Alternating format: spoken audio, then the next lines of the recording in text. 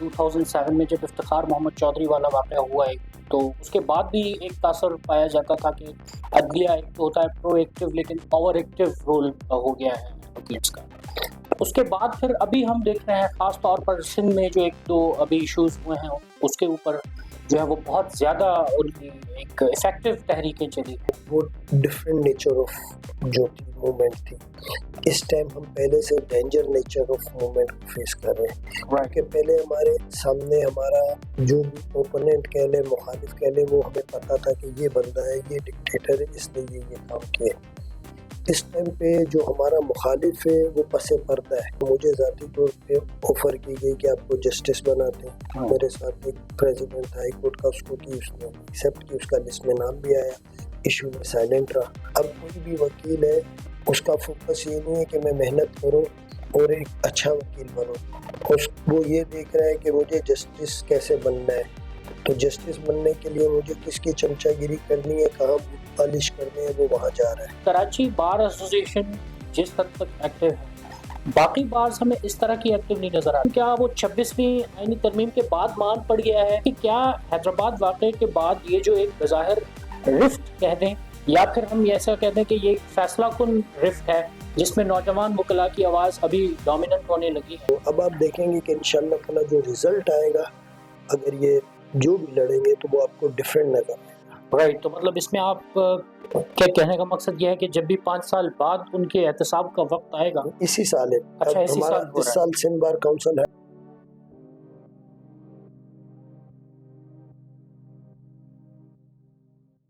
अस्सलाम वालेकुम, 3D podcast में खुशामदीद और मैं हूँ सालार लतीफ़। ख़वातीन हज़रात, आज एक मरतबा फिर उर्दू पॉडकास्ट लेके मैं आपकी खिदमत में हाज़िर हुआ हूँ।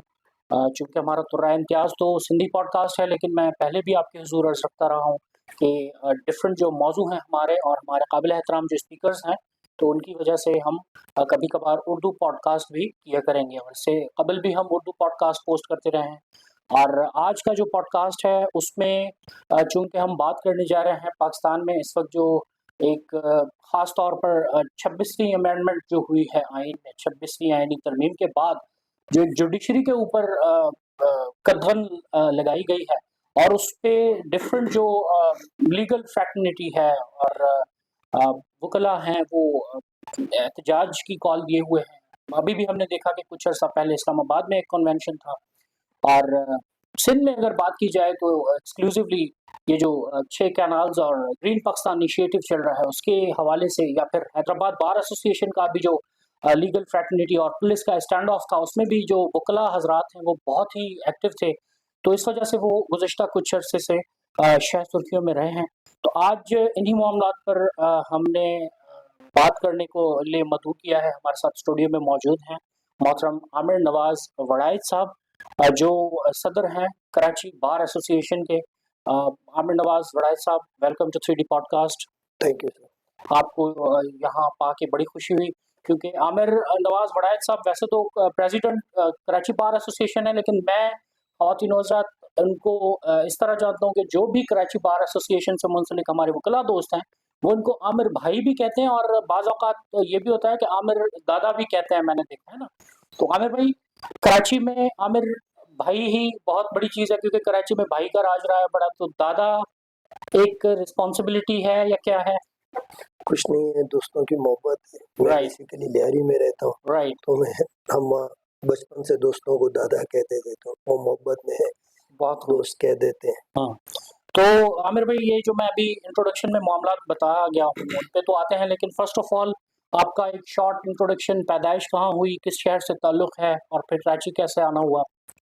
मैं बाय बर्थ कराची से हूँ। मेरी जो इनिशियल एजुकेशन है वो गवर्नमेंट प्राइमरी स्कूल जो है ये लियारी में, वहाँ से भी, और फिर अब मिडिल की जो मैंने एजुकेशन ली वो CMS, ये यहाँ पे भीमपुरा में एक स्कूल है, वहाँ से मैंने मिडिल किया। फिर मैट्रिक के बाद फिर जो FSC है मैंने SM साइंस कॉलेज से की। फिर graduation SM arts and commerce से की। फिर जो से SM लॉ से LLB किया और कराची यूनिवर्सिटी से मास्टर्स इन क्रिमिनोलॉजी में किया। राइट। तो फिर आप इस फील्ड में कब से लॉ में? मैं 2008 से जेल में एज एन एडवोकेट इनरोल हुआ और प्रैक्टिस राइट। कर तो आमिर भाई, एक चीज़ मैं जानना चाहूँगा कि क्योंकि जो वकला हज़रात होते हैं उनको ये बड़ी इम्यूनिटी होती है कि वो पॉलिटिक्स बड़ा आज़ादाना कर सकते हैं। जिस तरह अभी भी हमने देखा कि हैदराबाद में उनके जो मुतालबात थे वो एक आम आदमी नहीं कर सकता। अब खौफ कहा जाए या कुछ भी कहा जाए। तो आपने क्या शुरू से ही सोच रखा था कि आप इस मकाम पर पहुँचेंगे और वकला को लीड करेंगे, या फिर महज़ इत्तेफ़ाक था?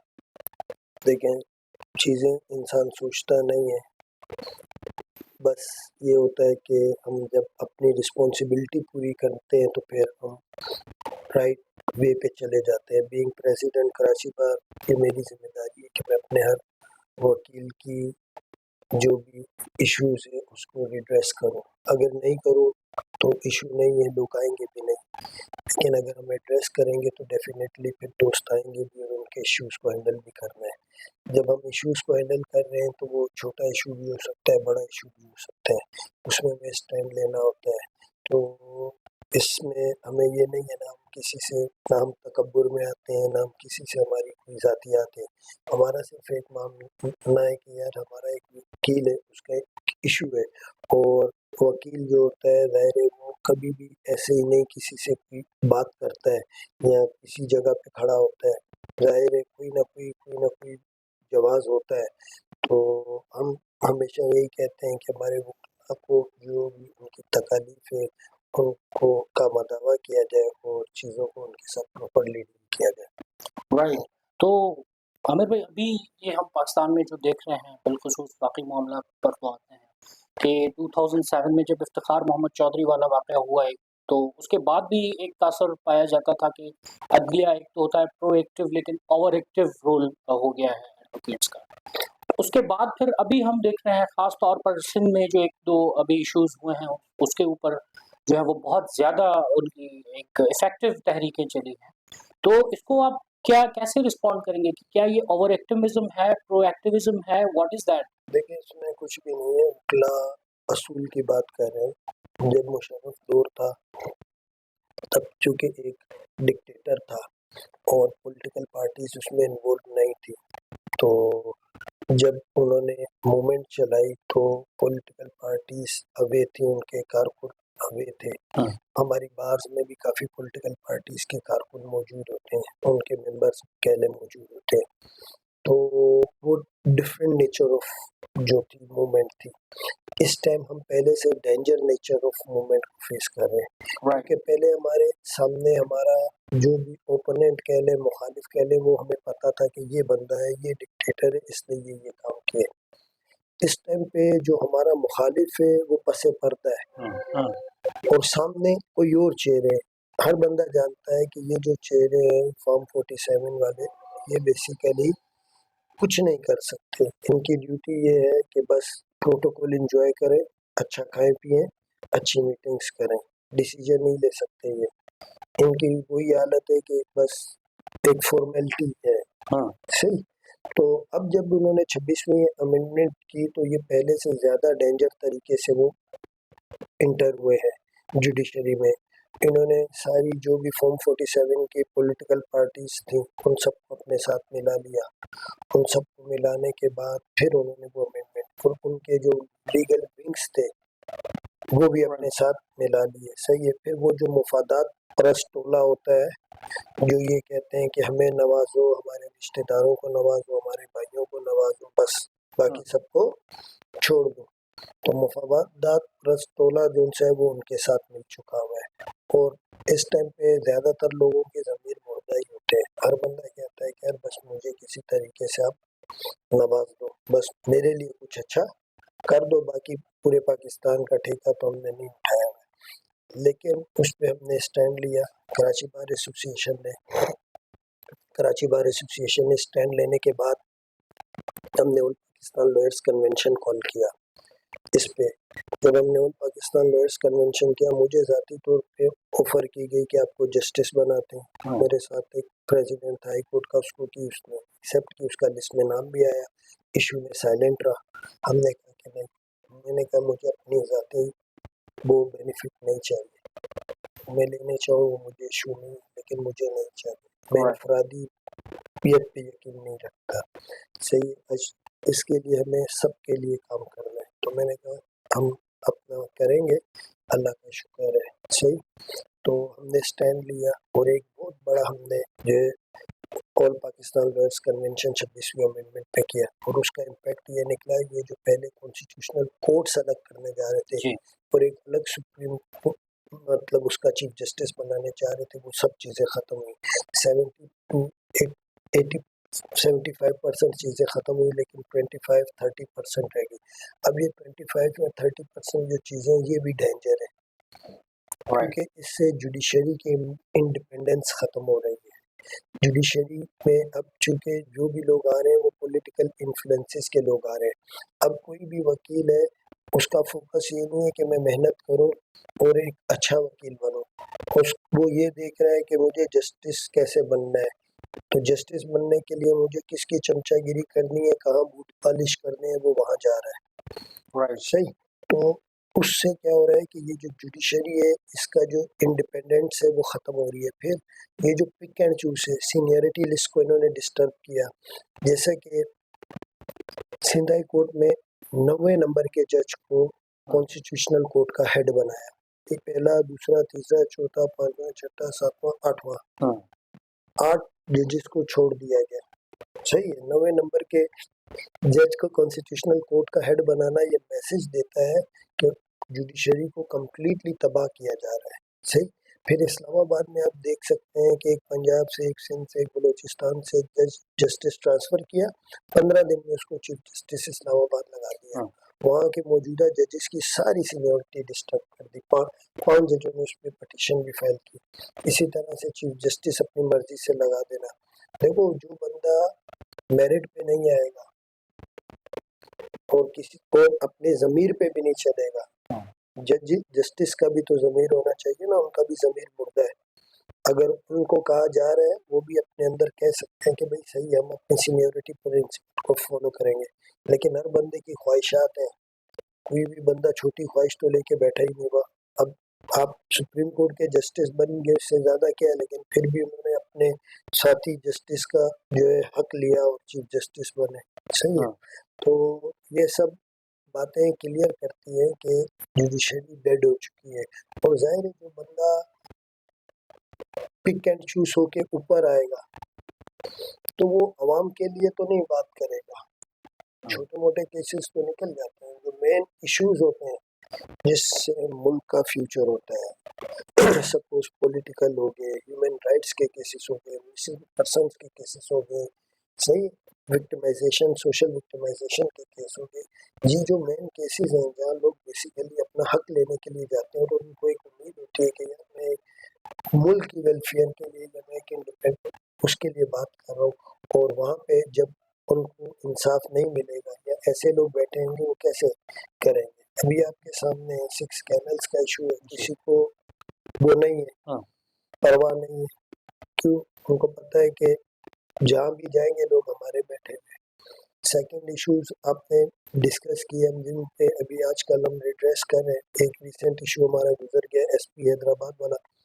बेसिकली एसपी हैदराबाद का ट्रांसफर इतना बड़ा इशू नहीं था, ईगो का मसला ज़्यादा आ गया था। एसपीज तो आते हैं जाते हैं, भाई एक बंदा है उसका कंडक्ट से लोग खुश नहीं है। पुलिस का और वकील का इंटरेक्शन रहता है, पुलिस जो भी काम करेगी, किसी को पकड़ेगी भी तो कोर्ट में लाएगी, कोर्ट में फिर वकील उसको डील करेगा।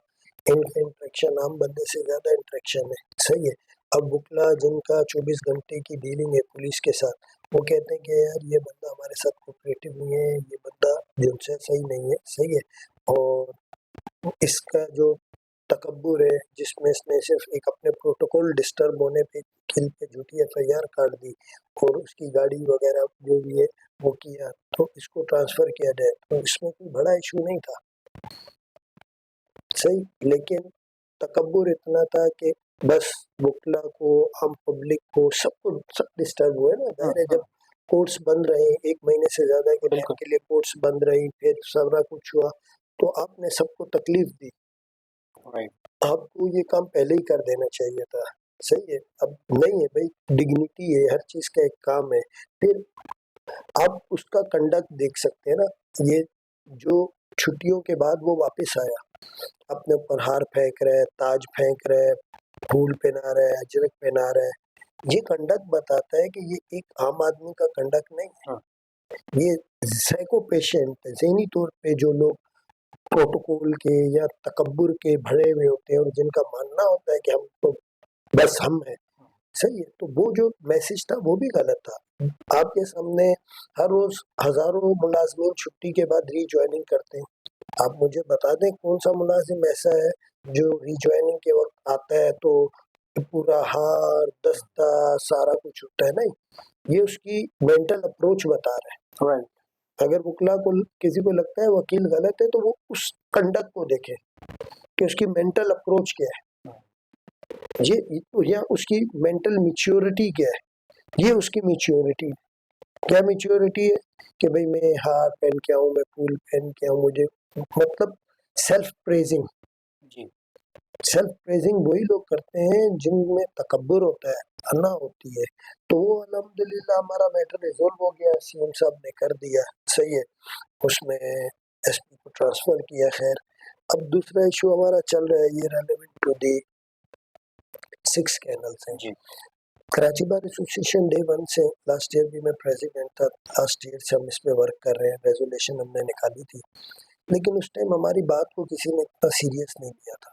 जब हमने फर्स्ट रेजोल्यूशन निकाली कि ये जो 6 कैनल्स हैं ये गलत बन रही है, इसको रोका जाए, सही। फिर विद द टाइम हम करते रहे, फिर हमने एक all Sindh noise convention call किया, फिर उसके बाद उसकी कॉन्सिक्वेंस में एक मलीर में किया, अब उसकी कॉन्सिक्वेंस में भी हैदराबाद से आज आ गया, सही। अच्छा, हमारा बेसिकली कहना क्या है, देखें सबसे पहले तो आप देखें नेचर क्या है कि अल्लाह ताला ने आंख बनाई है, आंख का अपना काम है, कान बनाया, कान का अपना काम है, हाथ बनाया, हाथ का अपना काम है। ऐसे ही चांद बनाया, चांद का अपना काम है, सूरज का अपना है, आसमान का अपना है, दरिया का अपना है, जमीन का अपना है, पहाड़ का। इसी तरह सहरा का भी एक अपना काम है, राइट। सही है। आप एक सहरा को, एक बंजर जगह को जो अल्लाह ताला ने बनाई इस काम के लिए, रेत बनाई है, उसका कोई पर्पज है जमीन पे, उसके कोई अगर आप उसके देखेंगे कहीं ना कहीं जोग्राफिकली कुछ ना कुछ उसका बेनिफिटेड होंगे, लोगों को कहीं ना कहीं इंसानियत के लिए उसका कोई पर्पज होगा। अब आप क्या करना चाह रहे हैं, उस बंजर जगह को आबाद करना चाह रहे हैं, सही है। एक तो ये आउट ऑफ नेचर है, कुदरत के भी जो प्रोसेस है उसके खिलाफ है। सेकंड थिंग, क्या सिंध पाकिस्तान का हिस्सा नहीं है? अगर सिंध पाकिस्तान का हिस्सा है और हम समझते हैं कि पाकिस्तान के 4 या 5 जो भी आपके सूबे हैं, सही है, और सिंध वो है, तो अगर मेरा घर है, जैसे ये आपका ऑफिस है, ये कप भी आपका है, टेबल भी आपका है, ये भी आपका है, आप हर चीज को अपनी जगह प्रॉपरली मेंटेन रखेंगे ना। तो सबसे पहले तो आप सिंध में देखें कि कितनी जगह जो जमीनें हैं, रेगिस्तान नहीं, जो जमीनें हैं वो बंजर पड़ी हुई है जिनको पानी चाहिए। तो पहले तो आपका मकसद क्या है कि आबादकारी करना, आपका मकसद ये है कि भाई हम जो उनसे इन जमीनों से फसल उगाएंगे और जो भी करेंगे, सही है।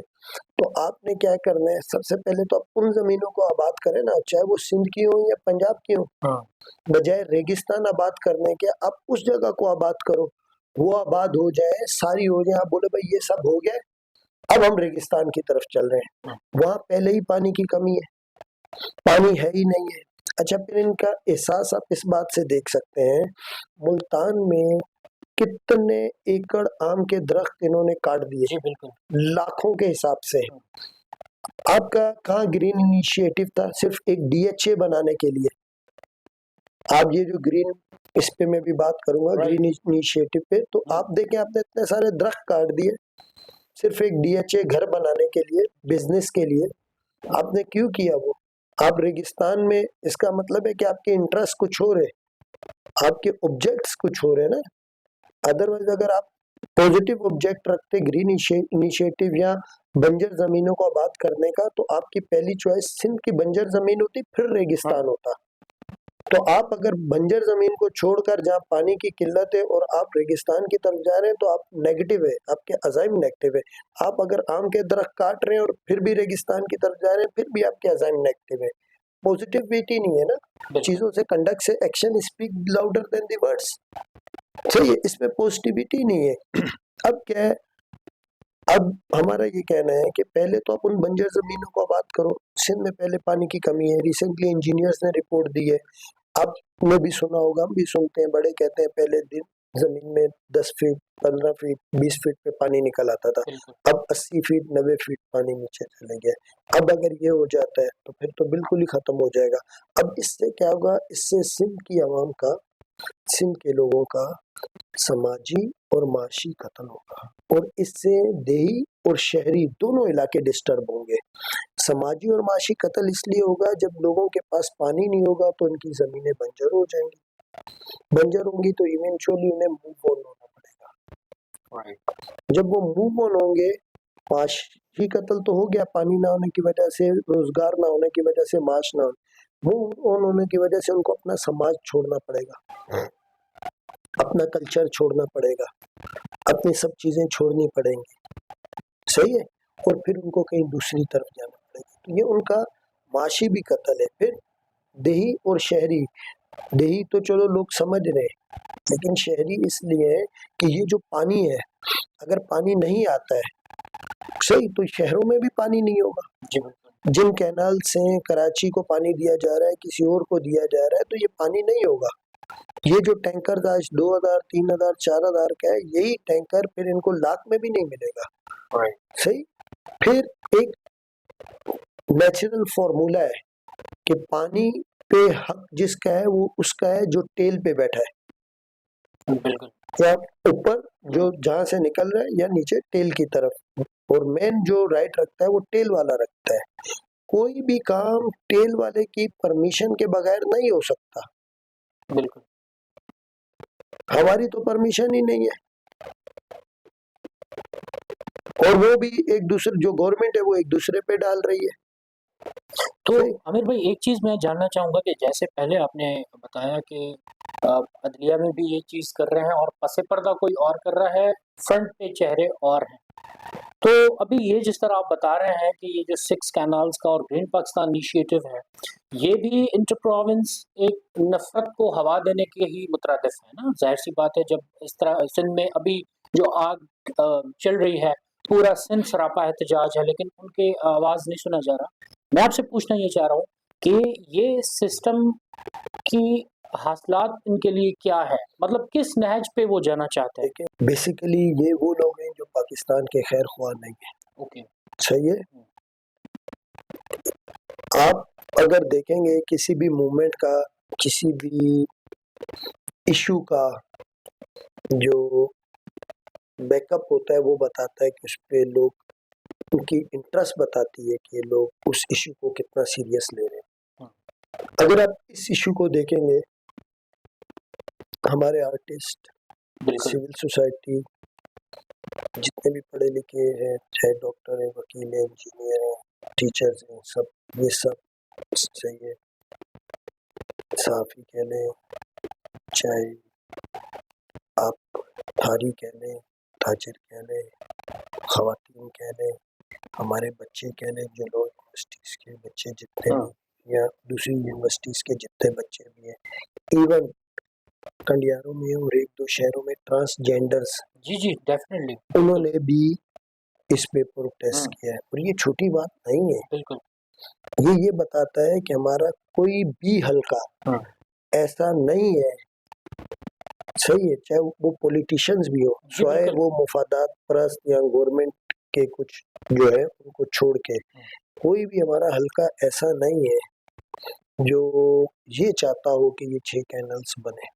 हर बंदा मुखालिफ है, तो ये शिद्दत इख्तियार करेगा, और ये day to day extreme level की शिद्दत इख्तियार करेगा। एक स्टेज आएगी जब ये सब जो लोग हैं जो मुख्तलिफ जगहों पे अपना अपना प्रोटेस्ट कर रहे हैं, एक कॉल ऐसी आएगी कि ये सब के सब एक प्लेटफॉर्म पे जमा हो जाएंगे बिल्कुल और वो फिर लाखों के हिसाब से होंगे, फिर उनको ये रोक नहीं सकेंगे। सही। देखो, लोग तबाह क्यों होते हैं? छोटी सी ईगो पे। 6 कैनल्स है ना, खत्म करो। पाकिस्तान इम्पोर्टेंट है ना, बिल्कुल। आपके लिए कैनल्स तो इम्पोर्टेंट्स नहीं है। हाँ, यहाँ तो कह दो आपके लिए कैनल्स इम्पोर्टेंट है, सही है। आपको इंटरेस्ट नहीं है सिंध में, भले सिंध जाता है, जाए, मरता है, मरे, कुछ करे, तो बात समझ आती है, फिर हम खुद अपने हिसाब से देख लेंगे।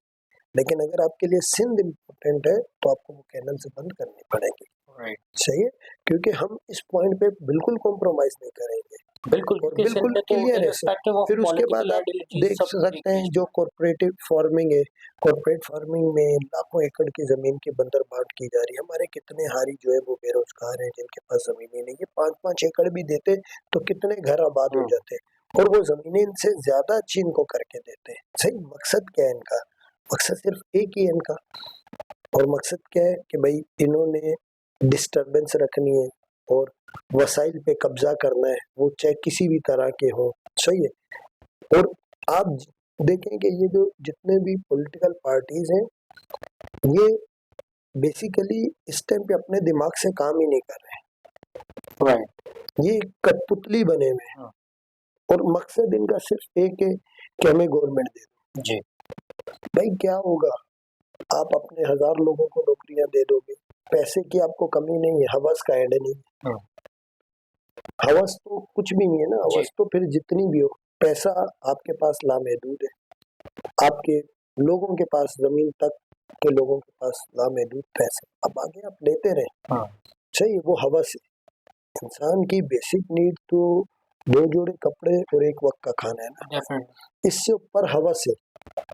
हवस, फिर जितना आप कमाओ, जितना कमाओ, तो आप इससे बाहर निकलो यार, अपने जमीर की आवाज सुनो, सही है। जमीर तो वैसे लोगों के मुर्दा होते हैं, आप एक कहीं ना कहीं तो आपको खुद को जस्टिफाई करना है ना, सही है।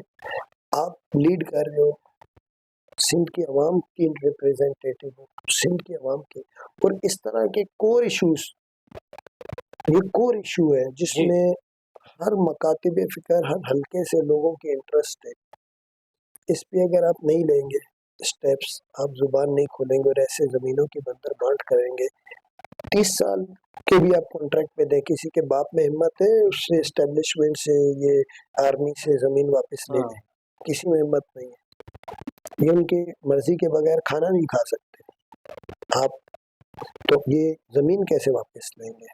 तो ये कोर इश्यूज है। फिर हम पीका पे बात कर रहे हैं आजकल, पीका का भी जो इन्होंने किया है, जो सहाफ़ी हैं, जो अपने राइट्स के लिए या अवाम के लिए बात करते हैं, तो उन पे भी इन्होंने पाबंदियां लगाना, FIR काटने, 10 साल तक सजा, के भाई ये सब क्या है? इस सब का मकसद क्या है? यही मकसद है ना कि सबको तबाह करना है। आमिर भाई देखें, इस तमाम तर सिचुएशन में जो सिस्टम अभी इस वक्त परवान चढ़ रहा है, उसी सिस्टम की मरहून मिन्नत फिर वो ट्रेंड्स जन्म लेंगे जिनकी आपने बात की कि एक SSP हैदराबाद का तबादला था, वो भी नहीं हो रहा था, और फिर पूरा सिस्टम, जाहिर सी बात है हम देख रहे हैं कि ऊपर से नीचे तक ऐसा ही है।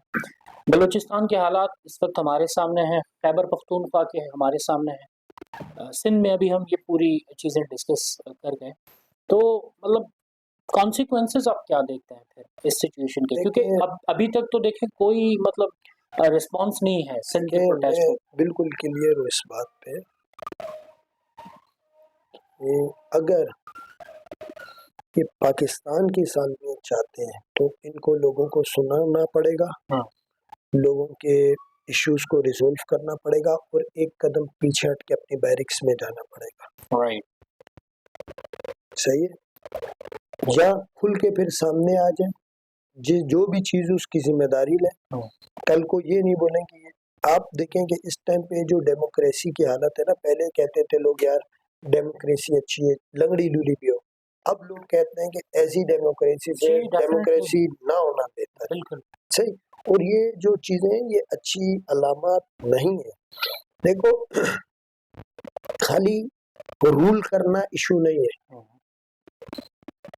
आप लोग दिल में आपको गालियां दे रहे हो और आप सिर्फ किसी पे एफआईआर काट के, किसी को ब्लैकमेल करके, किसी को अगवा करके, किसी को कुछ और करके आप उन पे रूल कर रहे हो। रूल करना ऐसे इशू नहीं है। इशू ये है कि आप लोगों के दिलों में रूल कर रहे हो कि नहीं। दिलों में रूल करने के लिए आपको लोगों की दिल की आवाज सुननी पड़ेगी, उसको सुनकर उस पर बैठ के कहीं आपको पीछे होना पड़ेगा, कहीं वो होंगे, और जो कोर इश्यूज हैं उनको नहीं छेड़ने हैं। जो जिसका हक बनता है वो उसको देना है। अगर सिंध से कोयला निकल रहा है तो उसमें पहला हक सिंध, अगर गैस निकल रही है तो पहला हक सिंध, सही है। इसी तरीके से अगर पानी है उसमें पहला हक सिंध का है। अगर सिंध की जमीनें आबाद हो जाती हैं, आप ये देखें कि ठट्ठा में कितनी जमीनों को लाखों एकड़ के हिसाब से समंदर खा चुका है। जी बिल्कुल, रिवर्स हो रहा है पानी, बिल्कुल। इसी वजह से हो रहा है ना। कुछ और ऐसा हुआ तो ये पूरा कराची भी वो समंदर ले जाएगा, वो आगे बढ़ जाएगा। तो इस सारी सूरत हाल में आप क्या करेंगे? इस पूरी सिचुएशन में अगर पर्टिकुलरली हम देखें आमिर भाई, कराची बार एसोसिएशन का जो किरदार है, तो अभी हमने देखा जैसे हैदराबाद इशू चल रहा था उसमें भी वैसे उसने तो लीड कर रही थी हैदराबाद बार एसोसिएशन, लेकिन आप भी उसकी हिमायत में थे और वहाँ पर मौजूद रहे आकर तक।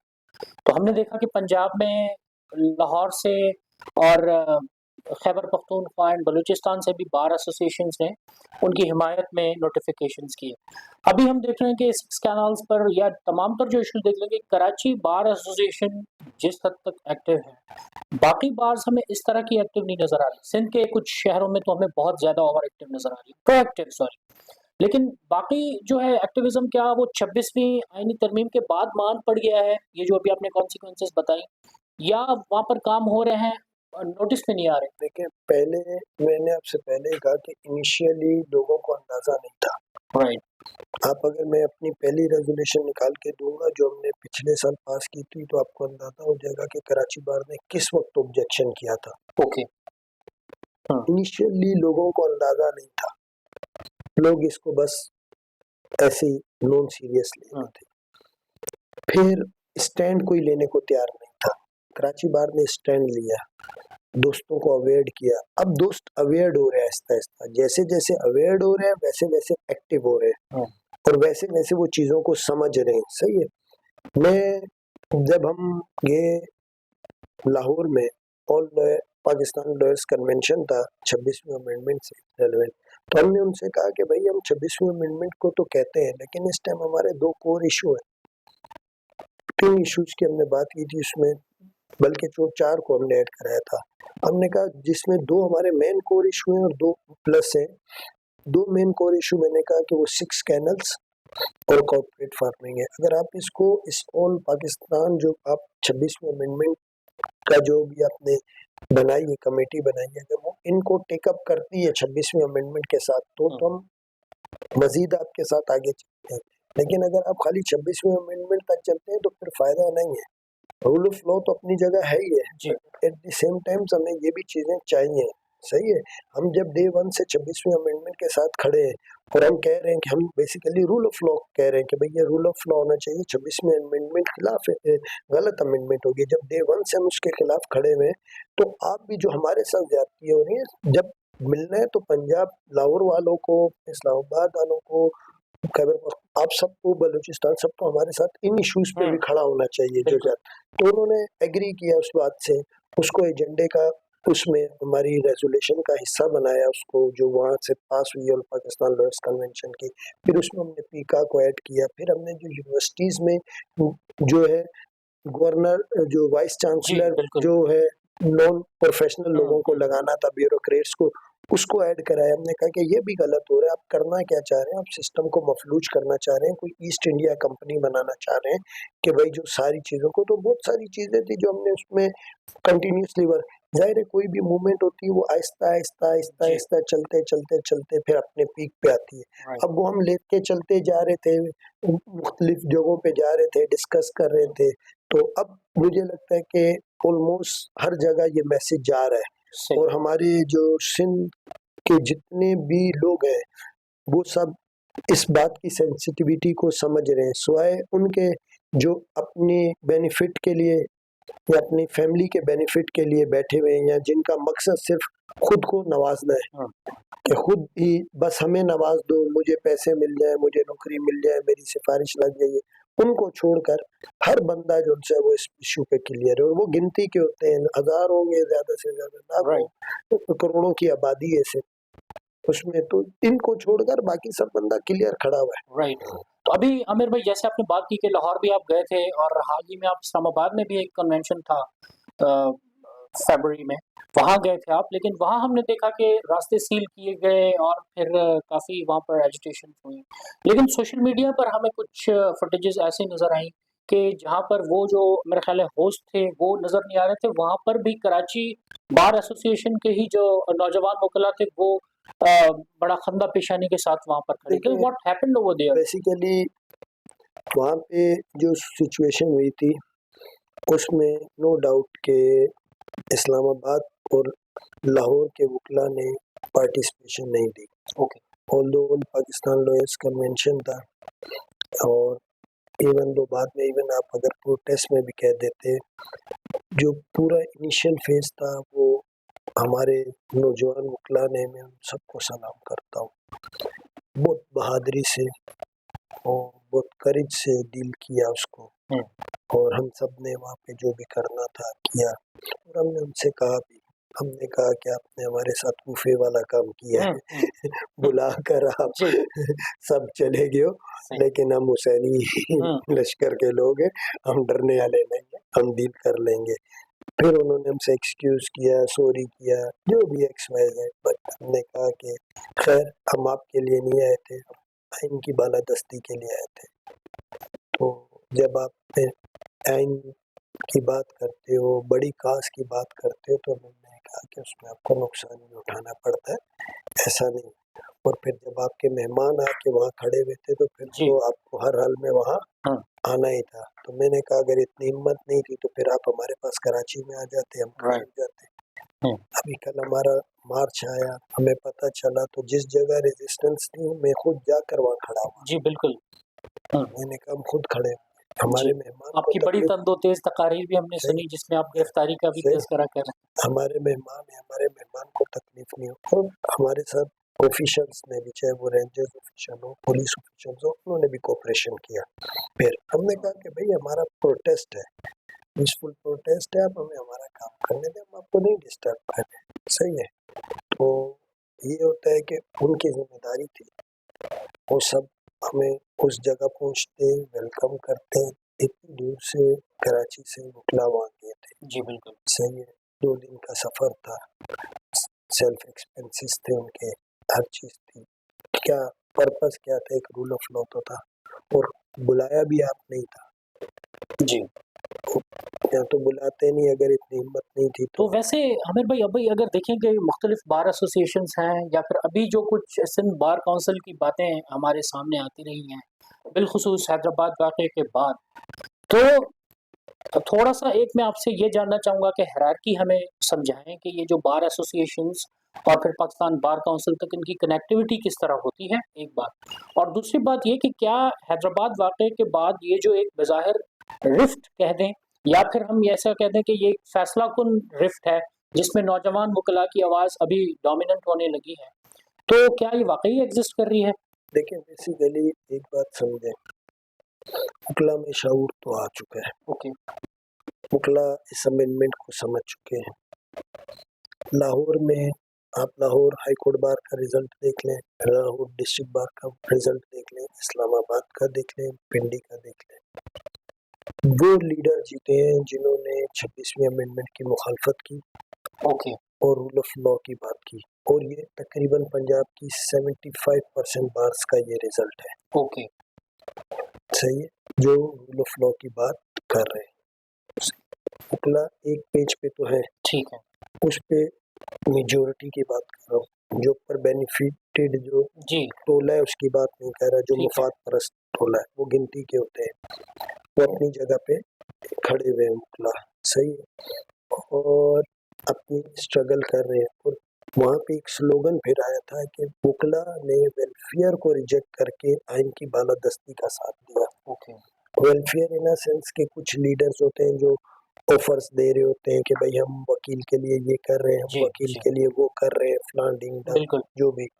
तो वकला ने जब रिजल्ट आया तो उन्होंने उस ऑफर्स को रिजेक्ट किया, इवन कोई बेनिफिट्स भी मिले उसको भी पसे पर्दा डालकर रूल ऑफ लॉ पे खड़ा किया। हाँ। वकील जो होता है उसकी पहली प्रायोरिटी क्या होती है? डिग्निटी ऑफ लॉयर, हाँ। Rule of law. अपनी डिग्निटी पे कॉम्प्रोमाइज नहीं करते। हैदराबाद में जो इशू बढ़ा वो डिग्निटी ऑफ लॉयर्स की जी वजह से बढ़ा। बिल्कुल हमारे लिए वो एसपी इतना अहमियत नहीं रखता था, हमारे लिए लॉयर की डिग्निटी ज्यादा अहमियत रखती थी। हाँ। सही है। फिर रूल ऑफ लॉ, हाँ। तीसरे नंबर पे वेलफेयर होती है। वकील बड़ा खुददार होता है, ये इसका जो बड़ा जो रिस्क होता है तवक्कल होता है, क्योंकि अल्लाह की तरफ से होता है जो भी वो आता है, तो इसलिए वो इन सब चीज़ों में नहीं जाता। सही है, बेनिफिट्स वगैरह जो मिल रहे हैं वेल एंड गुड है, हाँ। अगर नहीं मिल रहे तो वो फिर अपनी जो फोकस है वो मेन पे रखता है। राइट मेन उसका रूल ऑफ लॉ है, डिग्निटी ऑफ लॉयर है। तीसरे नंबर पे वो लेके आता है वेलफेयर को। वो जिम्मेदारी है लीडर की। लीडर कोई एहसान नहीं करता, अगर कोई वेलफेयर करने के लिए जा रहे हैं, सही है, तो वो बोले कि मैं वकील पे एहसान कर रहा हूँ। भैया आप मुंतखब हुआ, आप हुए इसीलिए हाँ। मुंतखब हुआ, आप वकील पे कोई एहसान नहीं कर रहे, नहीं करो, आपकी जगह कोई और आएगा वो कर देगा। सही।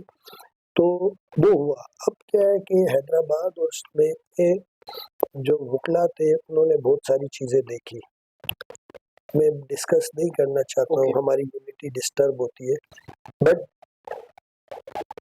सोशल मीडिया पे आगे पीछे आपने देखा होगा कि वो खुश नहीं थे हाँ। बहुत सारे लोगों से। और रीजन बिहाइंड ये था कि वो जिस तरीके से एक्सपेक्ट कर रहे थे कि उनके बड़े उनके साथ आके खड़े होंगे, वो उस तरीके से खड़े नहीं हो नहीं। सही। अब क्या होता है कि सिंध बार काउंसिल और पाकिस्तान बार काउंसिल बेसिकली ये 5-5 साल के ओहदे होते हैं। ये जो डिस्ट्रिक्ट बार के इलेक्शन होते हैं इसमें साल में ही एहतसाब हो जाता है। राइट जो आप बोल रहे हो 8 महीने बाद अगर आप दोबारा या आपका ग्रुप कोई दोबारा इलेक्शन लड़ रहा होगा, लोग उसको पे ऑफ कर देंगे। राइट सही है। लेकिन ये जो 5 साल के ओहदे होते हैं, 5 साल के ओहदे के बाद ये इनकी हालत वही मिनिस्ट्रों वाली हो जाती है, तो ये फिरौन बन जाते हैं। ये बोलते हैं 5 साल अब पड़े कौन देखेगा। हाँ, अब लोगों ने आइडेंटिफाई कर लिया है हर almost all over the Pakistan. अब ये क्या करने जा रहे हैं कि डर गए हैं या मोकला से, तो ये 15 साल जो सिंध बार काउंसिल की स्टैंडिंग है उसको बढ़ाकर 20 साल करना चाह रहे हैं, हम्म, ताकि यंगस्टर्स द लीस्ट आए। लेकिन ये बात मैं आज कह रहा हूँ और आप देख लेना, जैसे इमरान खान साहब के लिए इन्होंने साइन ले लिया था, बैट का निशान, हाँ, बिल्कुल टिंडा कद्दू बैंगन जो भी दिया, कैंडिडेट्स जीते। सही है। सिमिलर पोजीशन ये होगी, इनके कैंडिडेट्स नहीं जीतेंगे, कैंडिडेट्स वही जीतेंगे जिन पे इनका साया नहीं होगा। उसकी मिसाल आप लाड़काना बार के इलेक्शन का रिजल्ट दे सकते हैं। अतर सोलंकी साहब जीते एक उससे अच्छी लीड से। सही है। ये वो लोग हैं जो एंटी इन 26वीं अमेंडमेंट है, सारी चीजों के हैं, कॉर्पोरेट फार्मिंग, ये 6 कैनल्स के। तो अब और यही पोजीशन पंजाब में भी है और दूसरे सूबों में भी है। तो अब आप देखेंगे कि इंशाल्लाह ताला जो रिजल्ट आएगा, अगर ये जो भी लड़ेंगे तो वो आपको डिफरेंट नजर आएगा। राइट तो मतलब इसमें आप क्या कहने का मकसद ये है कि जब भी 5 साल बाद उनके एहतसाब का वक्त आएगा। इसी साल है। अच्छा अब इसी हमारा साल हो इस रहा साल सिंध बार काउंसिल है। है राइट ठीक है। तो वैसे आमिर भाई अगर पर्टिकुलरली अब हम हैदराबाद वाले इशू पे आए तो वहाँ पर जो पहला धरना वहाँ पर हैदराबाद में लगा था, उसकी जो खत्म होने का ऐलान था वो आपने किया था।